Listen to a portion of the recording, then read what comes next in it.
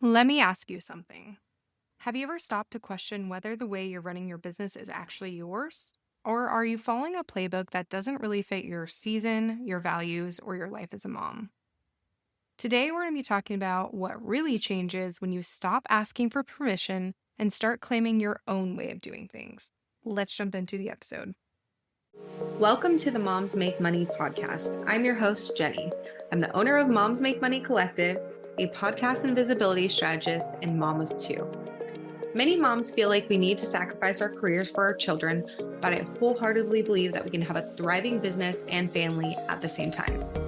In this podcast, we're going to be diving into the ins and outs of running a business as a mom and getting real and raw about all things parenting. So buckle up because we're about to go all in.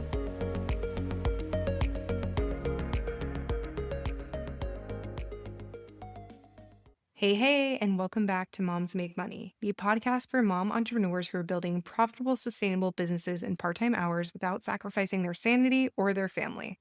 I'm your host, Jenny Sunnison, and today we are talking about something that I think more of us need to hear and internalize. What actually happens when you give yourself permission to do business your way? So if you've ever felt boxed in by someone else's blueprint, pressured to show up in a way that doesn't feel aligned, or exhausted from trying to keep up with what everyone else says you should do in your business, this episode's for you. So let's be honest. Online business advice is everywhere. Six-figure formulas, content calendars, rigid launch plans. And while yes, some of these strategies absolutely work, what no one really talks about is how easy it is to lose yourself in the process. Especially as a mom, it feels like you're trying to squeeze someone into someone else's perfectly tailored strategy while juggling kids, school drop-offs, dinner duty, and pretty much zero quiet time. I remember following some proven strategy launch that included a live webinar, countless email sequences, 7+ days of social posts, and 4 live streams. And multiple live streams. Meanwhile, my toddler was sick, my baby was teething, and I was averaging about 4 hours of sleep per day. Spoiler alert, that launch completely flopped. Not because I didn't try, but because I was running someone else's race in shoes that didn't fit.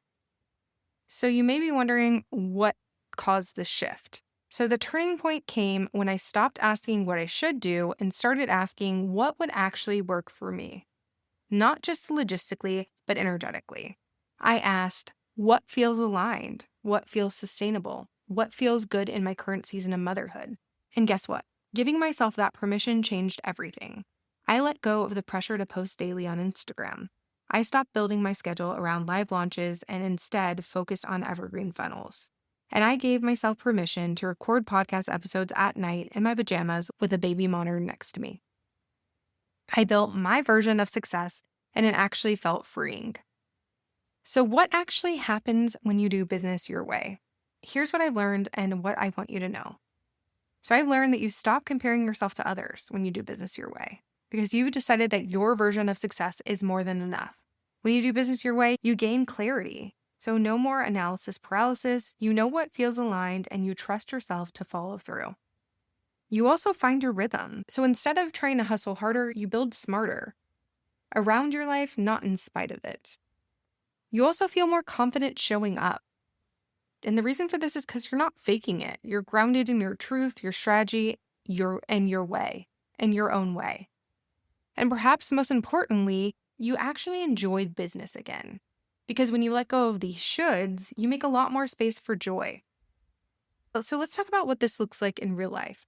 So giving yourself permission might look like this: selling via email instead of social media, launching a tiny offer instead of a big group program, working 15 to 20 hours a week because that's just what fits right now, outsourcing sooner than you thought you should, or maybe choosing a membership over one-to-one because you're in a season of needing more flexibility. It might also look like canceling a launch because your mental health needs rest, or raising your prices even though you're scared to do so. It's all about honoring your capacity, values, and vision. So, you might be wondering, how do you actually start giving yourself permission? So the first thing you need to do is check in with your values. What matters most in this season of life? Figure that out and then come back. Then I want you to audit your current business model. So, what is currently feeling heavy or forced, and what is feeling good? Take a minute, write that down, and then come back. The third thing I want you to do is release the guilt. You're not failing because you're doing it differently. You're winning because you're doing it in a way that works for you.